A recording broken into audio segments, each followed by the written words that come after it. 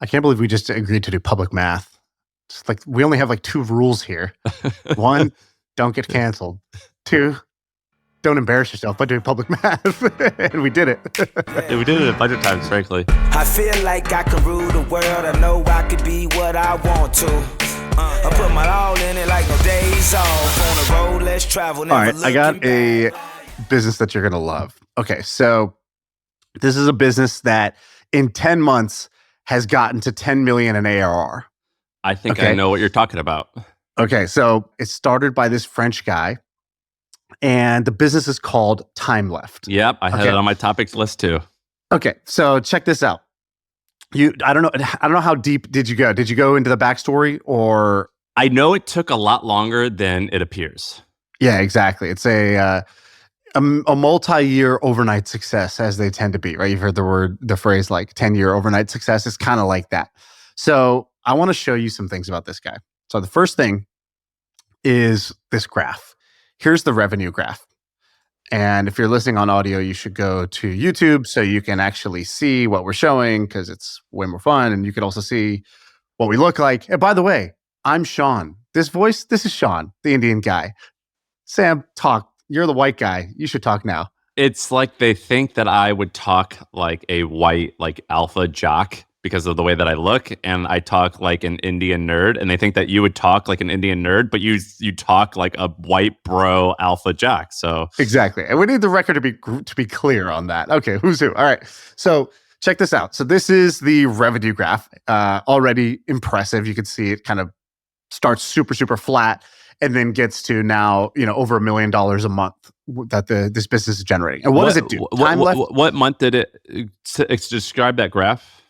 Okay, so this is basically if you start in January of last year, it's like 0. You get to January of this year, and it's still, the ARR is still under, I don't know, 500K or something like that. Tens of thousands, maybe a month. Exactly. And now, as of October, November, it's over a $10 million annual run rate. It's crossing 12.5 million. And so in 10 months to go to do greater than 10 million in ARR is great.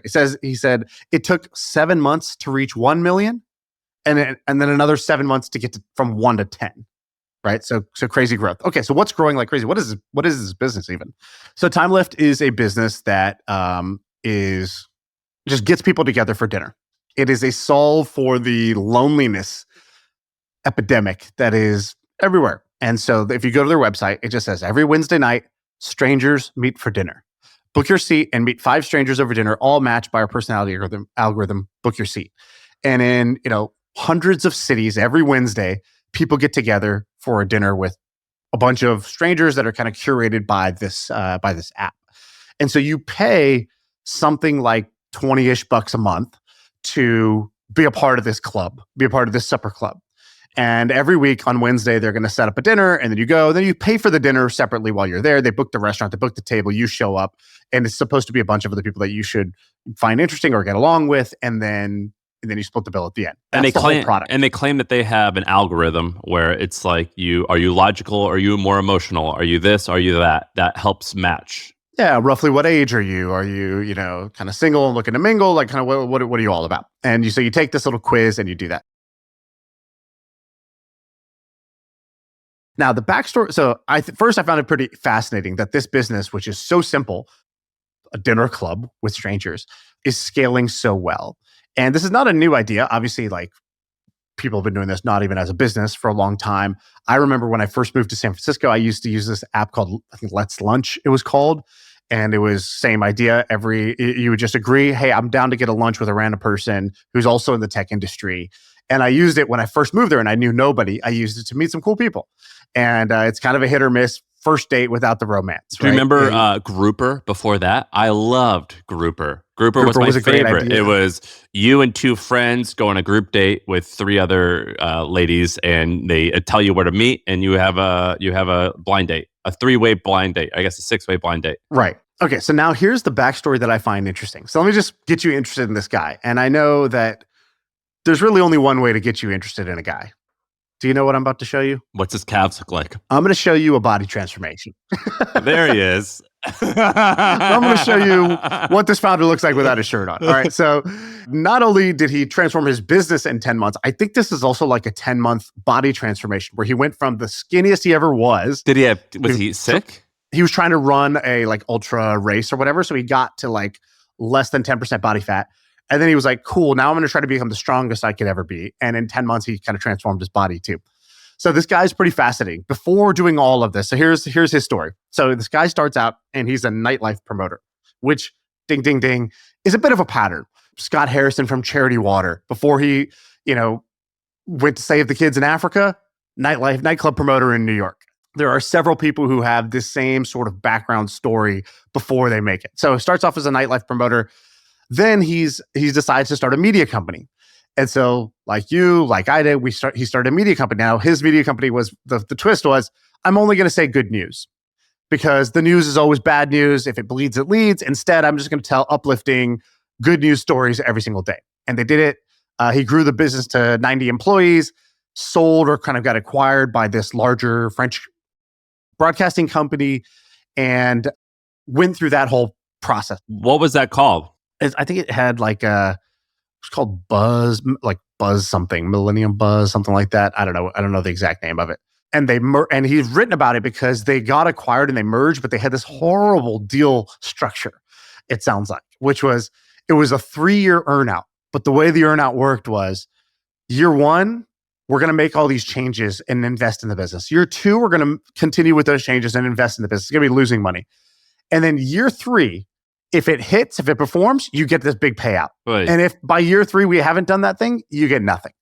And he basically, that was too aggressive of a plan, too risky. They did not hit the 3-year plan. It's kind of a messy divorce. He gets ousted by the majority shareholder, and he basically walks away with nothing. It sounds like. I don't know the exact details, but it didn't end well for him. I think they ended up settling and he got a little something out of it, but it wasn't the thing that he wanted out of this whole thing. Okay. And this was after creating kind of like this video first online only news company that was doing hundreds of millions of views a month. And he was getting excited that, hey, we've built something here. That's the future. And this traditional company was buying them, and 1 + 1 is going to equal 7, right? And it sure didn't. So he goes through that experience and he says, okay, he gets the settlement. So he finally leaves. And I think he's got some money, but he's got a lot of time. And so he goes and he decides to travel. Now, this is right when 2020 happens. COVID hits. And this guy basically, while everybody else is locked at home, he's traveling solo. He planned, I think, to travel for 30 days solo. And it ended up being 700 days because he was like, COVID happened. He's like, well, I might as well just kind of travel around to different locations anyways, rather than being boarded up at home. How old is he? He's, I think, 30 years old at the time. And so he, something like this, 30-something years old, early 30s. He, during this time, he's posting on social media. He starts getting some pushback. And people are like, dude, like there's a pandemic going on. I'm stuck at home. A lot of people are kind of miserable right now. And you're out here posting pictures of you on a beach in Australia or scuba diving or doing these like kind of fun, exotic solo travel things. And so he meets somebody and a friend suggests to him, hey, you should do a little shakeup. You should have coffee and meet with 100 strangers. Do 100 coffee meetings with strangers. So he does. And he accepts the challenge. He does 100 coffee meetings. And something that happened in that changed his life. He's meeting with these people. And what he realized is that the common denominator amongst 100 strangers was like, man, what stood out to him was, I meet these people and I ask them what they're excited about or what they dream about, and their dreams have been snuffed. Jeff Probst at the Tribal Council has snuffed their torch. Basically, they've forgotten how to dream. They've been suffocated by everyday life, and they don't really even have like a compelling vision or dream for themselves. And so he decides to make his own bucket list, and you can see his bucket list on his homepage. He's got 100 things he wants to do before he dies. What's his name? Maxime Barbier, I think is how you say his name. French guy. And if you go to his blog, his Daily Max, you can see 100 things that are on his bucket list. Things like swim naked in the ocean, number 1, crossed out. Participate in a protest. Do a live DJ set at a festival, things like that. So he's got this, reach 12% body fat. He's got this bucket list for himself. He decides he's going to make an app. So he says, okay, I got it. I got my new company. My new company, and this is kind of like idea 1. In 2020, he says, I'm going to create a app that lets people create their bucket list. So create and share your bucket list. So he sets out, he draws the wireframes, he finds a coder, he hires a guy, they make the app, and people upload thousands of their dreams to this, but kind of goes nowhere after that. So he says, okay, strike one. So he says, okay, maybe I'll try something different. What was the problem with this one? I got people to create a bucket list, but they're not doing anything. What if I connected people over their dreams? So it'll be like Tinder for bucket lists. And so now this is 2021. So year 2, he says, I'm going to make a dating app that's not dating, meaning you say what your dream is, I say what my dream is. If I swipe right on a dream and both you and I share that, it'll connect us over our shared dream, and maybe we could actually go and do it together, right? So that's aspirational. People message, but they don't actually go do anything. And this is still all under the same name of Time Left?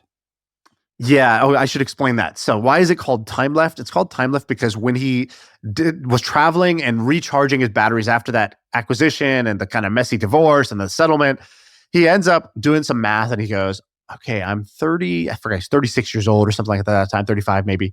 He goes, so if I'm going to live till I'm 80, and he did the math, he goes, I have 600 months left in life. And he goes, that's my time left. And he read that blog post on Wait But Why, which was Your Life in Weeks, where it kind of prints out a poster that visualizes the number of weeks left. And he created that. He put it on his wall. And every week he would take a black dot and he would mark out 1 week gone. And he just had this urgency around himself about how much time do I really have left and what do I want to do? That's what spurred the bucket list thing. That's what wanted other people to realize how little time they have left. And he loved that quote, which was, I forgot who says the quote, but it's, every man has 2 lives. And the second begins when he realizes that he only has one. Does this stuff inspire you as you're talking about this? I can't decide if I am like all in or if the old man in me is like, that's a lot of work. But like, I'm pretty sure I'm like 60 to 70% on the side of like, this is inspiring. I need to have a bucket list. Yeah, I get what you mean. It's like, I saw these kids that were like skateboarding and doing tricks by my house. And I was like, this is awesome. This is great. Look at what they're doing. They're having so much fun. They're doing their thing. And then I was also like kind of out of breath from watching. And I was like, oh, okay, I should probably just move along with my days. It is a lot of work to do all this stuff. His list is but cool, I'm inspired by it. Yeah, like he wants to go for a run around Paris. He wants to get his boating license. Some of these aren't crazy, but then he's like, I want a world record. So, by the way, sick thing for a personal website. I'm going to steal this, put this on my site, which is write your bucket list and start crossing them out publicly on there. I think it's great. And he links to the story behind each one once he does it. It's great. So anyways, he names the company Time Left because he realizes he's got about 600 months left in life. And he starts doing this bucket list thing. Bucket list doesn't, so app 1, but create a bucket list, fail. App 2, connect people over shared dreams. Now they can message each other, also fail. Now it's year 3. And he says, okay, here's what we're going to do. I'm going to connect 2 people. So you want to do the same activity. I'll actually like connect you and get you to go do the thing in real life. I'm going to get you off your phone. The whole point is find somebody to do the thing with. And it starts off okay, but then he realizes that women don't feel safe doing one-on-one stuff with strangers, right? So this is kind of like why Grouper worked. So that's 2022, another year, no traction. 2023, he says, okay, forget the one-on-one, small groups, doing an activity in the city you love. And he gets small groups together, and he has one feature on there, which is like you upload a photo of who you are so that when other people are trying to create the group, they can just check you out before they do the thing. Trying to make people feel comfortable. But what he realizes, talking to users, as soon as he put photos in the app, they thought of it like dating, even though it wasn't a dating app. Yeah. Right? And people immediately wanted to gravitate towards certain people. They started judging people. He's like, this is not at all what I wanted to do. So 2023 goes by. 3rd year of no progress. And he can't cross off have a winning app on his bucket list. It's just sitting there uncrossed.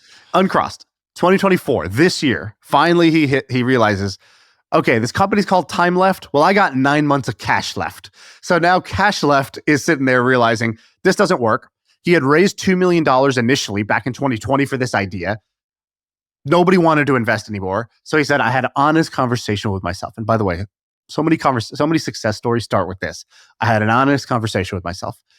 He says, do I want to continue? And if I do want to continue, more importantly, what do I no longer want to continue doing? And so he realized, he's made some rules. He goes, I want to do an idea that I can launch in 2 weeks or less without any technical team. So no coders needed, and I can launch this thing in 2 weeks. Number 2, I want to actually make some money. It's been 3 years. I've made $0 in the lifetime of this company. I want to make some revenue. And he goes, 3, I want to have it be a group thing, connecting people over an activity, but it's got to work without photos, meaning I can't have it be where people need to check out the other person to be willing to go do the activity. So he comes up with this idea of time left as dinners with strangers. So in 3 weeks, he launches this thing. It's the first time left dinner. There's 4 tables of 6 people that he launches with on that Wednesday in his city, and he makes $110. And at the time, he does it with he makes a type form. So just a form you fill out using type form off the shelf, a WhatsApp account. That's how he coordinated all the dinners, and a Stripe account for how you pay. And he was able to spin that up in 3 weeks. And he was doing all the matching manually for 3 months. So he himself was the algorithm, no code. He was just figuring out who should I put together at these dinners that I think will work. And then he starts to move it to low code. And eventually he's getting 300 people together every Wednesday, and he makes 20 grand. But he does the math. He says, all right, I still don't have a lot of cash left here. I'm default dead. I'm dying slower than I was before, but I'm still going to die unless I figure out how to do this in a more scalable way. So he quickly builds a simple app, and he makes one shift. Does he have any employees? It's just him and a co-founder. And so he goes, I'm going to figure out how to do these without having to go visit the restaurants in person. Because what he was doing was he was doing this in his city, and he would go to the restaurants. He would talk to them. He'd say, hey, there's going to be a group of 6 strangers. They're going to come to a table. You need to seat them, make it comfortable for them. And then they need to split the bill at the end, and don't make that awkward for them. Okay. And he was checking out each restaurant himself. He says, I got to figure out how to scale this. So he takes a leap of faith. He says, we're going to do this without doing that pre-step. I'm just going to book the restaurant, book the table, and see what happens. Do they have it automatically use like a handful of like popular booking platforms or something like that? Yeah, open table type of things to book these restaurants. And so he does it like that. It works. On that Wednesday, he says, holy shit, this is going to work. So now he starts opening up more cities, not just his city that he's in. He's like, I could do this without geographically being in the place. I was being too precious about that. That was a sacred cow that once I slayed that sacred cow, the ceiling for my business, got removed, and I could explode this thing. So now he opens up hundreds of cities. How are people hearing about it?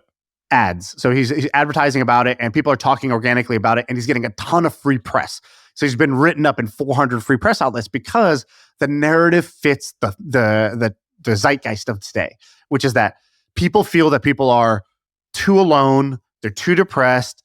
It fits the trends of people, not getting married. It fits the trends of people being sad after COVID, of people being incels, of all this stuff, right? There's all these other stories that you could piggyback and newsjack on. And on top of that, it's just a feel-good mission, right? I'm getting people together in person, not on social media, not on their phones, but actually in real life. Listen to the ad. It's working. The ad from Facebook, it says, dine with 5 strangers, all matched by our algorithm every Wednesday night in your city. That's all it said. It's nothing... Very simple. And if you go look at their TikToks, go look at TikTok content about them, it's really cool. You can see what's going on. And so in 1 year now, he's exploded this thing. So it's now in 300 cities. The app is translated in 18 languages. He's got 70 employees that are all ops people organizing thousands of dinners, 18,000 dinners a week they have to plan. What? He did, over $1 million by November. Their IG exploded. They now have 1 million IG followers, written up in 400 articles. And the reason why, he says, is because I tapped into a simple, universal, multicultural need. People want to get together and they enjoy eating at a restaurant. And I love the way he talks about this, by the way. He goes, I realized that dinner is a technology. That if I wanted to get people together to actually have a good time, dinner is a piece of tech that just works. It makes that whole meeting new people thing just work because we all know how to do it already. It's an activity every single person knows how to do. So there's no skill required. It has a natural flow that we're all familiar with. It has a natural start, beginning, middle, and end. And at the very least, you're going to break bread and eat good food. At the very best, you might actually meet a couple of cool people that you want to have, ongoing connection with. You met some cool people in your city. And how amazing is this, dude? How amazing is this business? This is great. How did he hire? I'm looking at his jobs page. How did he hire all these people that fast? He's like, I'm hiring every week. I'm hiring people. I'm interviewing everybody myself. And the job is pretty simple, which is like, it's all ops. It's all ops and user experience. So he's like, we take the dinner and we try to break it up into moments. A dinner is not a single thing. A dinner is, like Scott Harrison said on this podcast, it's the moments between the moments that matter. So you think it's just about the dinner. Well, break the moments down. So there's the greeting, the sitting, the connecting, initially getting to know each other, the sharing of information and food. There's the bill and the awkwardness of that at the end. And he's like, basically, how can we make each one of those steps a little bit better? And if we could do that, we can make the user experience better. We don't measure clicks and daily active users. We measure, how many people had a great dinner this week. And do you think that's the KPI. Will this last? Yes, I think this will last. I think that some ideas just take like the time. When the time is right, the time is right. So in the same way that Calm, the meditation app, went from this kind of fringe behavior that not a lot of people were going to do, it seemed like outside of the mainstream. We all had a buddy who meditated, but it wasn't a behavior everybody did. And then only when we all got too hooked to technology did the need for Calm break through, and all of a sudden Calm, Headspace, and these apps became mainstream. And I think that this getting together with strangers thing, people are lonelier than ever. They're more addicted to their phone and technology than ever. And whether it was COVID or it was other things that accelerated the need for something like this to exist. And so I'm a believer in this. I think this is like the new meetup.com. I think this is going to scale.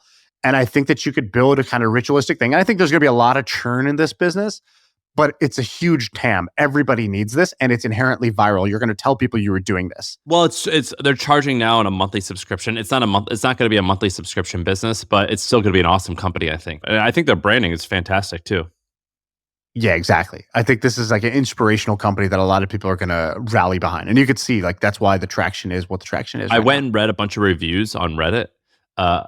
They're overwhelmingly positive. People love it. They'll say we met up. I was so awkward and uncomfortable at first, but we hit it off and it was great. But then what they said was after their dinner, let's say their dinner went from 7 to 10 p.m. At 10 p.m., they said that there was I guess there's 8 people at dinner. So there must have been 10 other dinners happening in that city that night because 70 other people met up afterwards at the after party that was also arranged by Time Left. And they were like, it was a little too crowded, but it was awesome. I got to meet these people and I ended up leaving early, but I had a fantastic time.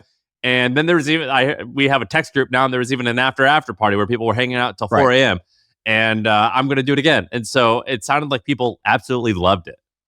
Yeah, exactly. And this is a big city problem. Dude, it's so hard to make friends when you become an adult.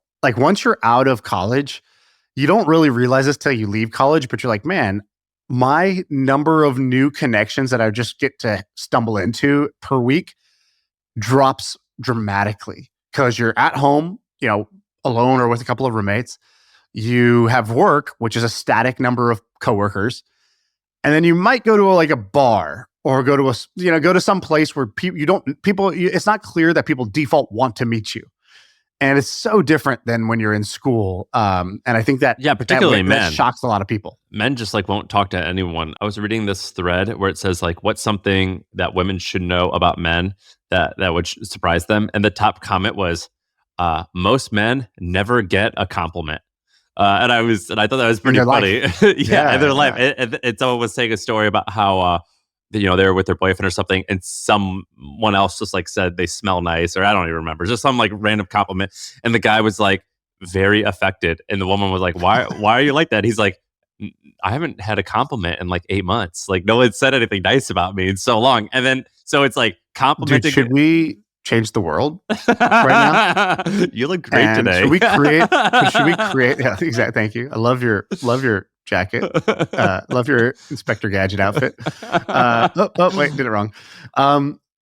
Should we just start a No Nut November? Should we start a new trend? Should we pick a month and it's basically just bros complimenting bros? Yeah. And it's hey, every day your job, you gotta give another guy just a solid compliment. Yeah, we'll call it a one-way flight to feel good, and that's what month has nothing going on. Just a bunch of guys being dudes every May.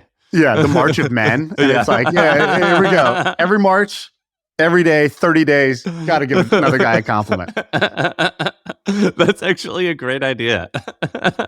This is also what I wanted to do with, like, people were hosting these MFM meetups in every city.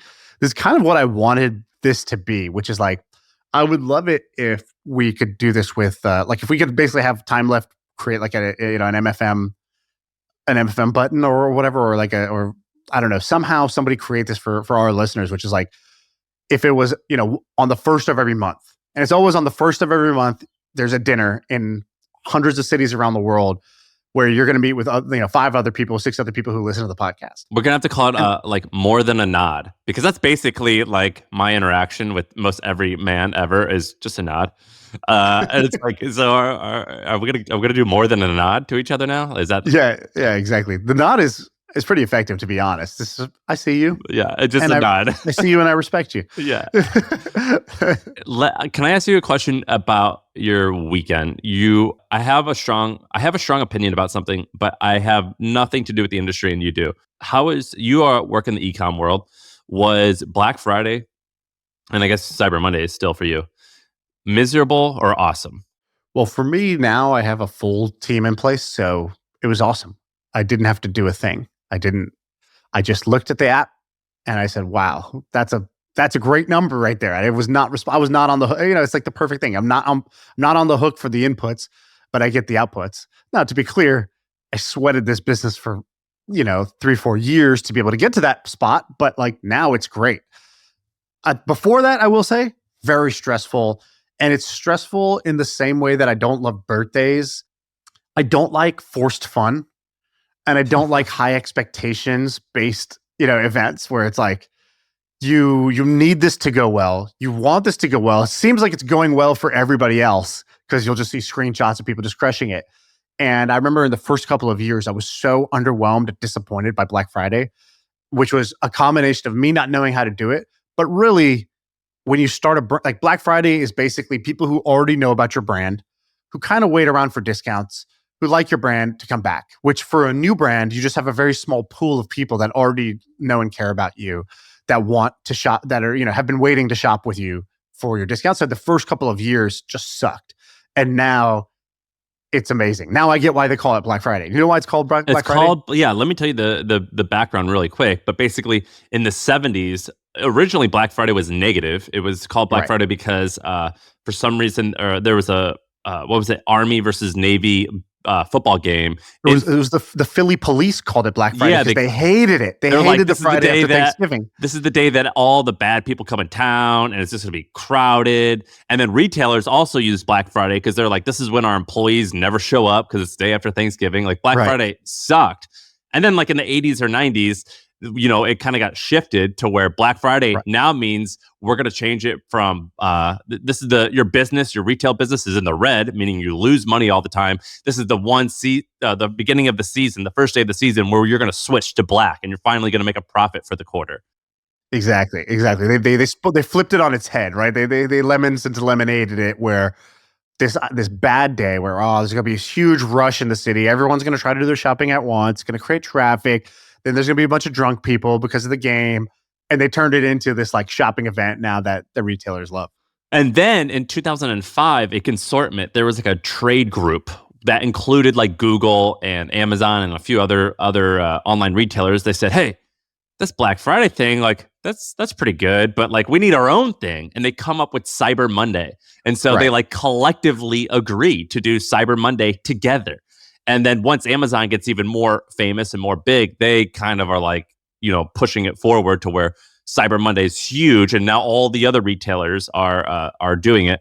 But as an outsider, my opinion, and it's not entirely rooted in data, other than there are numbers where like if you discount something like 20% and you only have a 40% gross margin, you got to sell like 2 times as much. If you discount it 30%, you have to sell three times as, like the stats are pretty crazy how much more you need to sell for each 10% discount. But from an outsider, I hate Black Friday.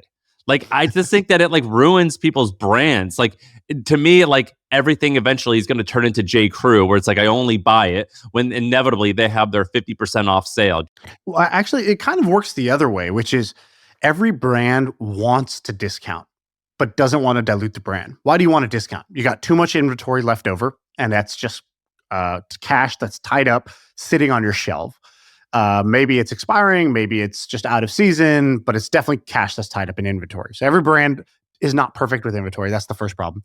The second is if you want to juice your numbers. So if you have a way to juice your numbers, you would love to have more revenue, more profit if you could.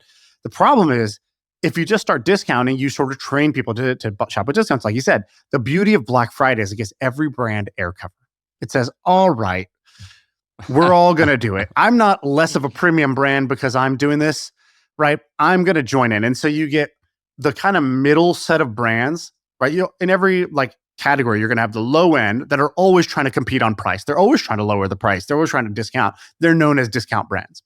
You have the mid tier, which was trying to find that balance between still a value purchase, but maintaining some brand premium. Would you say that's like a J. Crew? I don't shop J. Crew, so I couldn't tell you anything about J. Crew. But that's like a Nike, for example, right? Nike's not Louis Vuitton. It's not truly luxury scarcity, but it's also not trying to be 32 degrees, the Costco athleisure wear brand, right? And so you have that middle group, and that middle group, they want to participate in a Black Friday because it gives them air cover to do the discounts like the cheap brands without being seen as a desperate cheap brand. Because it's like, well, today is the day. We all do it, right? And so I think it's really important for them. And then you have the luxury brands who can go the other way and they could say 0% off. In fact, it's 10% more expensive today, right? Because they're going to use this as a branding moment. They're not going to sell high volume anyways. So they use this as a moment to reinforce their position as luxury. So it kind of works for everybody. I think I prefer the last one. I would hate to have to do this. I've been friends with you and I've been friends with, dozens of other people who have startups in the e-com space, not established yet brands, some established, and like their Fridays are miserable. And it seems like their entire year kind of it makes or break this 2 weeks. Does that seem like accurate? It is for a lot of people. That's not the case for us. Like I saw somebody who does their 50% of their revenue for the year in this like 8-week sprint or 6-week sprint between, Black Friday, the start of your early Black Friday sales to the Christmas shipping cutoff. By the way, can I give you 2 funny things? What? One is Jack Butcher used to do this great reverse Black Friday sale. Do you remember this? He always did some crazy stuff. He's great, man. He's an artist. Which one? So he's an artist, and he knows that kind of that positioning and positioning is all counter positioning, meaning you position yourself relative to the position of other things. That's how positioning works. It's all a relative exercise. And so he gets that. And so what he did was, I think he had like a course or something like that. And he would do a reverse Black Friday sale where he would start the price at a certain thing and then they would just go up in the like 2 weeks leading to Black Friday. Every day, the prices are going to go up. So if you want to buy it now, because for the next 2 weeks, prices will go up every single day. And it wasn't even really that was that effective of a sales tactic, but it's like rather than do nothing, or dilute your brand, he decided to use it as a branding moment, which I thought was cool. We also talked about the, I don't know if it was Brooklinen who started this, but it was the old leaked email tactic. Chubbies. Well, I did it, and I stole it from Chubbies. Did they also steal from Brooklinen? I think they also stole it. I've seen like a ton of people do this same trend, but we talked about on the pod. That seems beneath Brooklinen. But most consumers don't know. They don't care. They have no idea. They fall for it, right? That's kind of the point, which is you send this email out to your user base that looks like it was supposed to be an internal email where someone on the marketing team is like, hey, just doing the final testing for Black Friday. I have it. The code is X. Go test it out and see if it works. And then you send a follow-up. Oh my God, whoops. That was not meant to send to everybody, but we're going to honor it. They're not fired, or whatever. We'll deal with Jacob's, mess up internally, but whatever. Have at it. Well, we're going to leave it up for 24 hours. And then people go crazy because they feel like they got access to a leaked discount code. And it works, by the way. I did that too. It was super effective. I did it in 2019. Right before we sold, about a few months before we sold. And I did it in 19, and we did it for Trends.co, which was a digital product, which is like the best Black Friday deal ever. I don't have to fulfill anything, and it's 100% profit. And I don't remember exactly, but we made something like $1 million in profit in one day. Right. From that, from that email. So you love Black Friday. What the hell are you talking about? Well, I guess like if I were to own a brand now, like a particularly, I think Black Friday is mostly clothing or furniture, something like a normal retailer. I don't think I would do it but I would be tempted to. Dude, you're like those people who live in a gated community with 12-foot fences around their house and then want like an open border. It's like, bro, your house doesn't even have an open border. What are you talking about? It's like, you're like, oh, I hate Black Friday after you like, totally leaned into Black Friday and did the like, once I got rich off of it, now it's dumb. Yeah, exactly. It's dumb and beneath me now. Yeah. Oh, you used to do that? Yeah, no, it's, did you buy anything yesterday?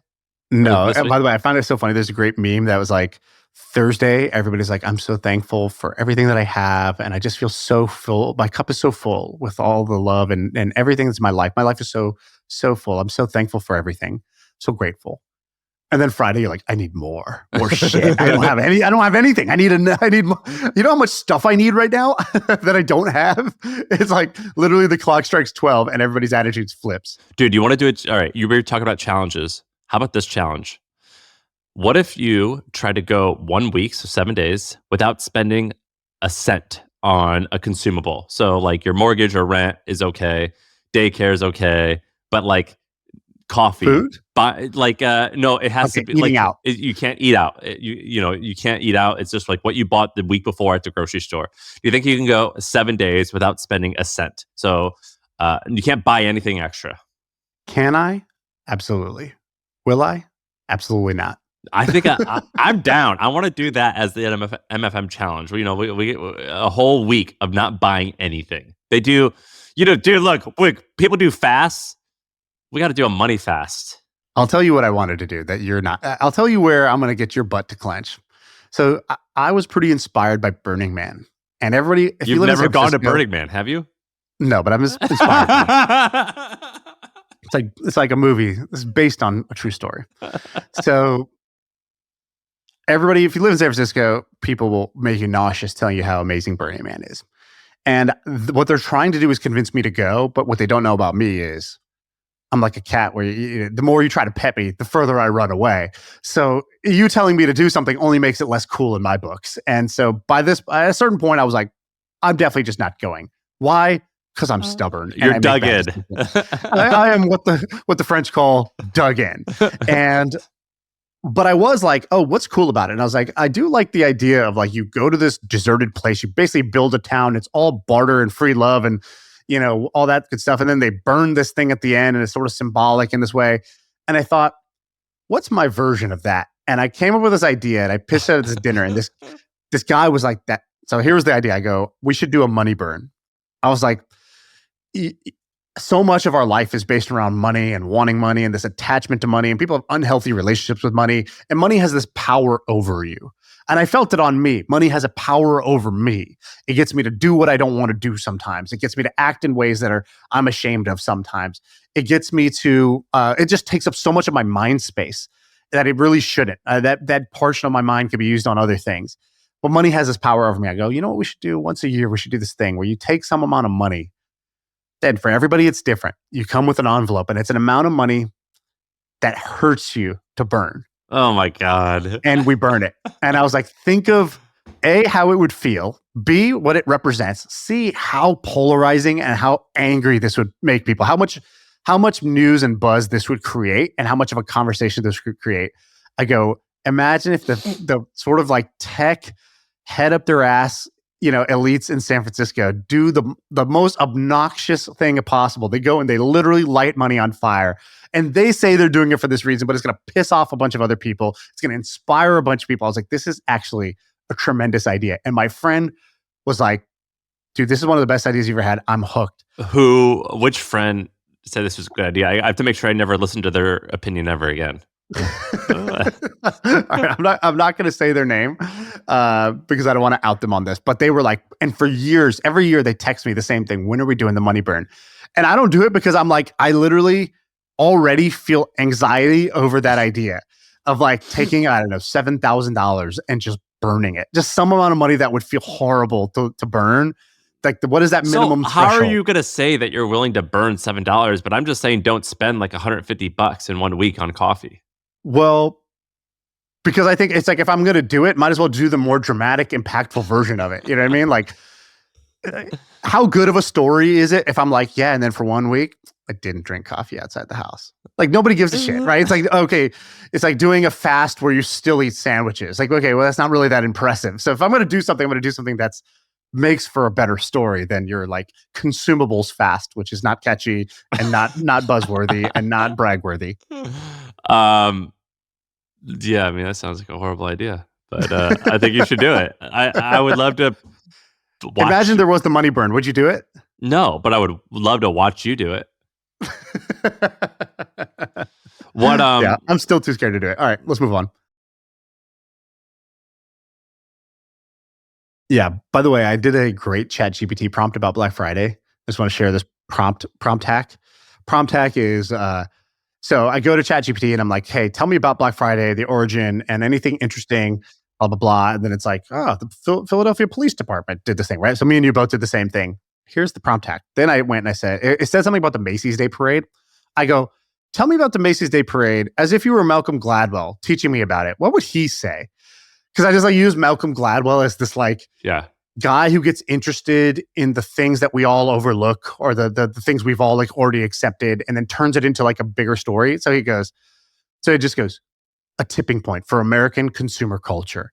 And he talks about how the Macy's Day Parade was started by this immigrant and how it was the employees that were dressing up almost like clowns and cowboys and knights. They borrowed live animals. And Malcolm would say, this is how all great movements begin. Messy, grassroots, and deeply personal. And then it talks about how each symbol of it, right? Like the balloons or why the balloons were a genius thing over the live animals. And just using this, how Malcolm Gladwell would explain X, or you can switch out Malcolm Gladwell, but you can be like, Richard Feynman, how would he explain this scientific topic? Is such a prompt hack for ChatGPT. It makes ChatGPT talk to you in a different way. Our friend Sahil, he had a tweet and he said, what's the best one-shot prompt that you've made in the last 30 days? It could be for a recipe, a front-end developer, an image generation. The more specific, the better. The best answer gets $1,000. And it's all these pretty good like prompts that people have submitted that were amazing. Like the simple one that I actually liked, which is based off of everything that you know about me, suggest 3 to 5 books that you think I'd enjoy reading. That was pretty good, and I went and did that, and it suggested a book that I'm going to start reading.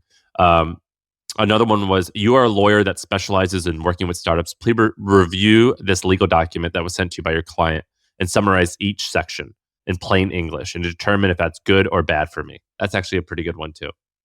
But there's like... This is good. Today has been chaos. Ask me questions to help me figure out what to do next. Don't stop asking until you are fully sure you have all of the context of my situation and can generate an actionable plan for me. I use ChatGPT this way too. I tell ChatGPT often to ask me questions. So say, your role is this. I'm trying to figure out X. I don't know where to start. Start asking me questions and don't stop until you feel like you have enough necessary information to give me useful advice. Or ask me questions, and I keep saying, ask me more questions. And I'll answer parts of their questions along the way. And it's such a useful thinking tool this way versus just searching and getting an answer. If you try to say, hey, how should I do X? It's going to give you a generic answer. But if you say, ask me the questions that you would need if you were my coach who has tons of experience in this subject in order to get me to figure out the answer to this, it forces you to think about it better. Are there like deep questions? It could be like marriage advice, or could it be like, what do I do with my life advice? Or like, I'm struggling with this person, help me solve it, like things like that? Yeah, because any of those personal things, I've used it with tax things. Because if you ask it a tax question or a legal question, it'll give you a generic answer, but there's high risk, right? Like it doesn't have all your context because you don't know how to give it everything you need. So it just gives you kind of a general answer, which could be totally misleading when it comes to tax or legal. But instead I say, here's my situation. Ask me the questions that you would need to know if you were my lawyer. So then it asks me the question. Then at that point, cool. Now it has the context. Then I say, give me an informed answer based on what I just told you. And then it knows, well, you could do X, but since you said you're incorporated here, blah, blah, blah, right? And it can give you a smarter answer that way. Oh, that's pretty good. Have you used it for any other prompts that like are helping you solve like just like life problems where it's like a therapist would help guide you, or like an executive coach? Yeah, I use it. I tell it it's my coach, or it's my therapist, or it's my strategist, or it's my analyst. And then I'll either ask it the questions, or I'll tell it to ask me the questions. Dude. By the way, that's one of the useful things about ChatGPT is tell it the role up front. So the prompt structure that works is role, goal, and then I think context. And so you go role, you say, you are my research assistant. Your job is to find examples that support the ideas that I'm going to present you. Goal, I'm trying to write a really persuasive blog post about X. So I need to come up with great examples and counterexamples. And then I'll give it the context. The context is blah, blah, blah. And then it knows the role, it knows the goal, and then it has the context in order to actually do the job. Dude, that's amazing. I love ChatGPT. That's why I got my AI tutor every week to teach me how to actually use these tools better. I have a friend that works at OpenAI, and apparently he was able to sell some of his shares. And he was like, do you remember when I told you I was starting to work there? And I told you, like, if things go well, how much money I think I could make? Add a 0 to that. And that's how much, and that's just a percentage of the shares that I sold to achieve that number. Wait, can you say like roughly the level of seniority of this person and roughly the amount of money they made and roughly what time?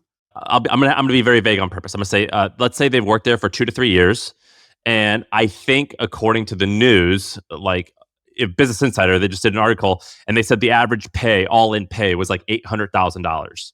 So if you're making $800,000 3 years ago, let's say that's 400 cash, 400 equity. So you're expecting 400 a year in equity. I don't know how much their value has gone up in 3 years, but I think 10x. Yeah. So if you're expecting 400 grand a year in equity, you now have $4 million a year in equity. And if you've been there for 3 years, that's $12 million. Nice. That's crazy, right? And that's like not even all your shares, because I think like they're known for paying people even more now that there's even more competitors. And you didn't even invent artificial intelligence, right? Like you didn't even have to do the incredible thing at that company in order to do that. You did good work. And I mean this in a good way. You didn't have to pull off a miracle in order to get incredibly wealthy. And you were like the 1,000th employee. Which is why people should listen to our Sarah's List episodes. And whether you believe that the companies we picked are right or not, you should do that. If you're going to take a job, might as well take a job on a rocket ship, right? Like, might as well take a job where your equity is going to appreciate this like absurd rate, or has like a realistic chance to. The problem is most people have no ability to assess that. And it's not always obvious. Like for example, I think OpenAI raised money at $120 million valuation recently. Is that right? 120 billion. 120 billion. And I would imagine the majority of people listening to this are saying that's outrageous. But in 5 years, there's definitely a world where we look back and be like, that was a steal. How did I not like put my whole life savings into that? Like there's a world where that's definitely a possibility. Yeah. There's still a 10x jump from here for an OpenAI. OpenAI could become, it has a realistic chance of becoming $1 trillion company. I think which you can only say about a handful of companies. I was listening to this thing about Facebook, and this guy was talking about working there, and he was like, when I joined, it was worth $78 billion, and I thought like, this is peak. I'm selling everything. Like I got to get out. Facebook's now worth 1.5 trillion. And so these numbers, they're really hard to comprehend. I mean, dude, have you ever thought about $1 trillion? How much is it? No, honestly, haven't. $1 trillion is 1,000 billion dollars. That is like an insane number. They should call it that. They should call it 1,000 billion and not even trillion. Trillion actually doesn't even do it justice. That's so, and you know what? In about 5 to 10. Is that even right? Is it 1,000 billion or is it 100 billion? No, it's 1,000 billion. It's 1,000 billion. Is that insane? Is that insane? That's insane. Not only is that insane, there's a world where in 10, for sure 20 years, that a human being is worth that. Because I think, how much is Elon Musk worth now? 200 billion. So if he just has a 7% annual growth rate, that's going to double in 10 years and then double again. So you're looking at 800 that's just so much money. 1,000 billion. Yeah, he's the betting favorite to become the world's first trillionaire. That is so which would by the way, I think he said that he thinks Putin might already be that, or he said that he's the richest man, but he's not on any of the lists.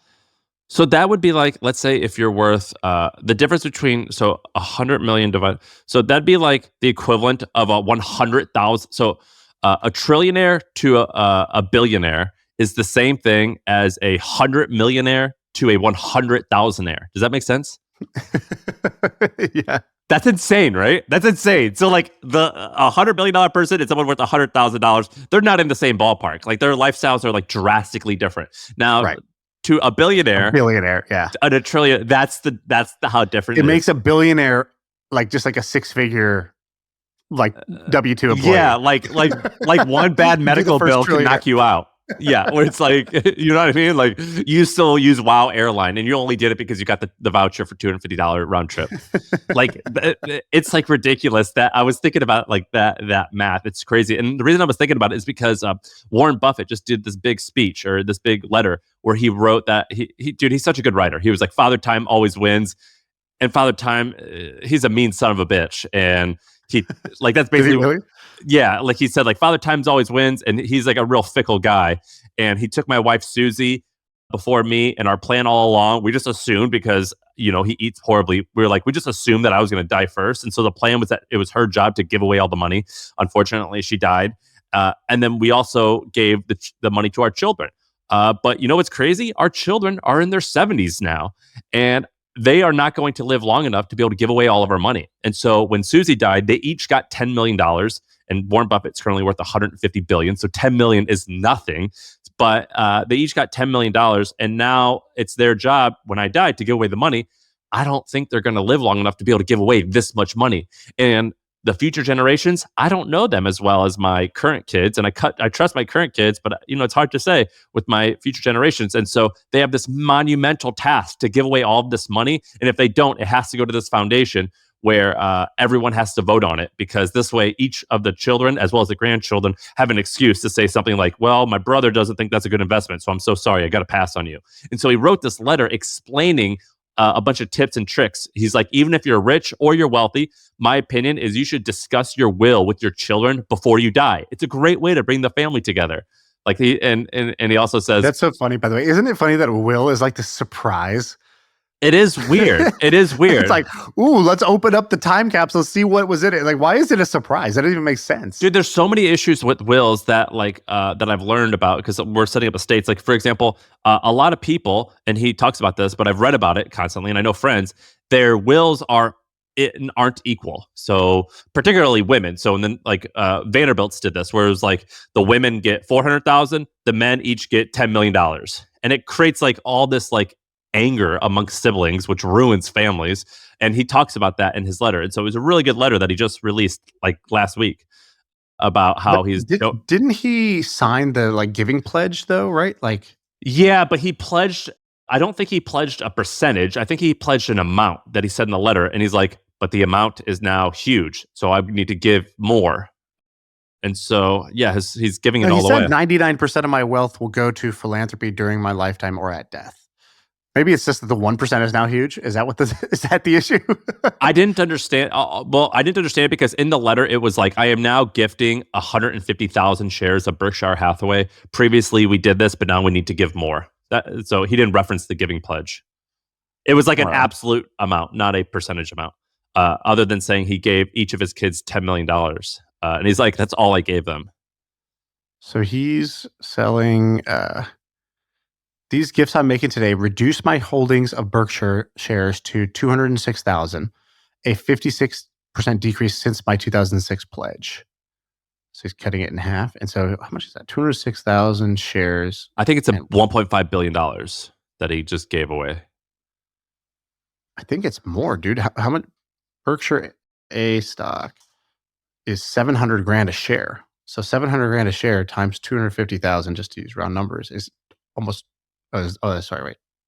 It's like, dude, my calculator, how many commas is this?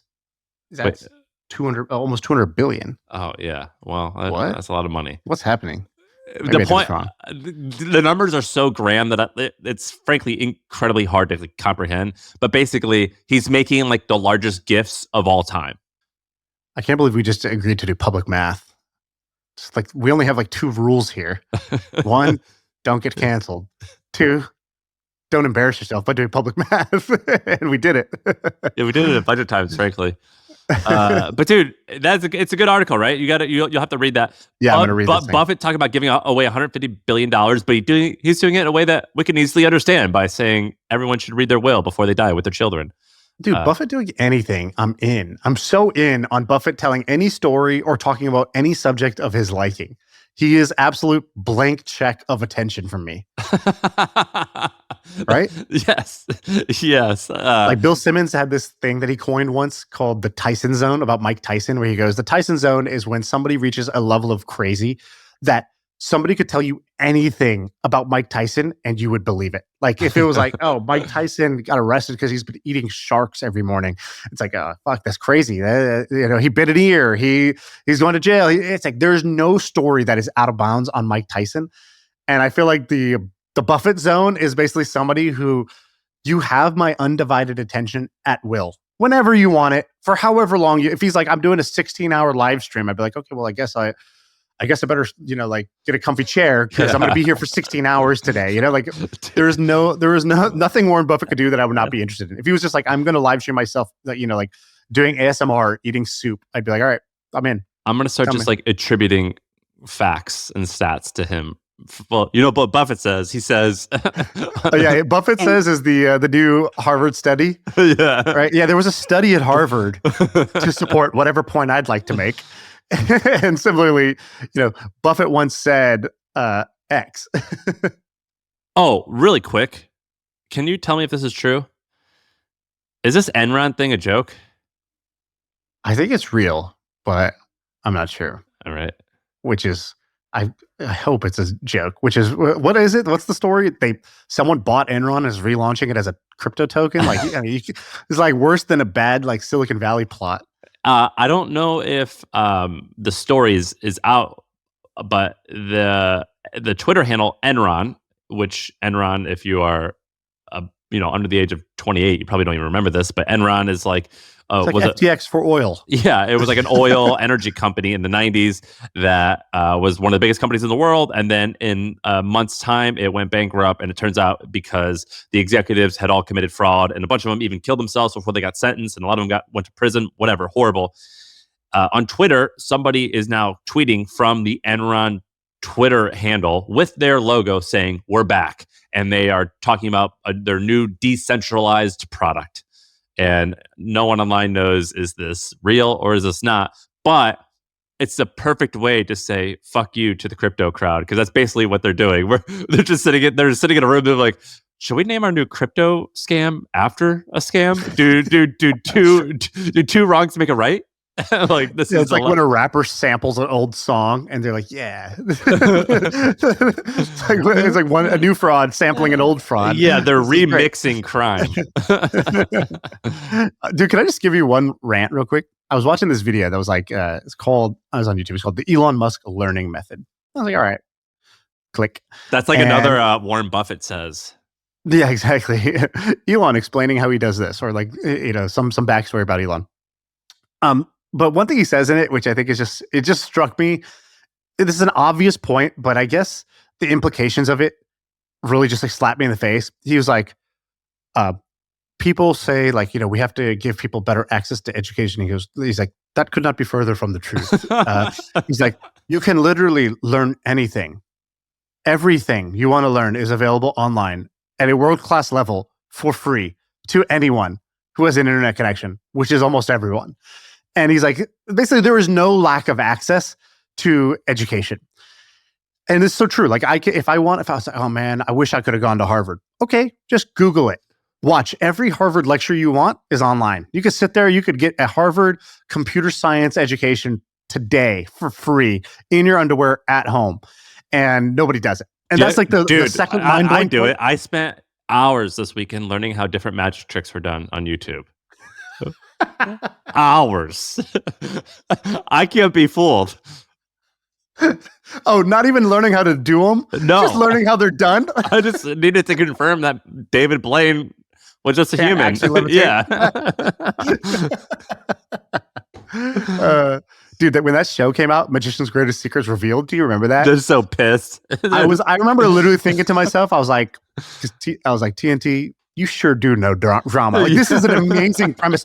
They were like, this magician has to wear this mask because if his peers in the magic industry knew what he was about to tell you, they're going to kill him. He would be killed. He would be ostracized. He could never show his face in a magic room again. I was like, oh, holy shit, mom, where's the remote? And I was like, it was like pre-recording. I was like, got a notebook out and I was like, oh my God, how do they do it? And he just showed you every magic trick and how they do it. It's the greatest. It's the greatest. Right? It's the absolute greatest. That's what I do. That's what I do on YouTube. Like, you're telling me he didn't actually bite that quarter in half?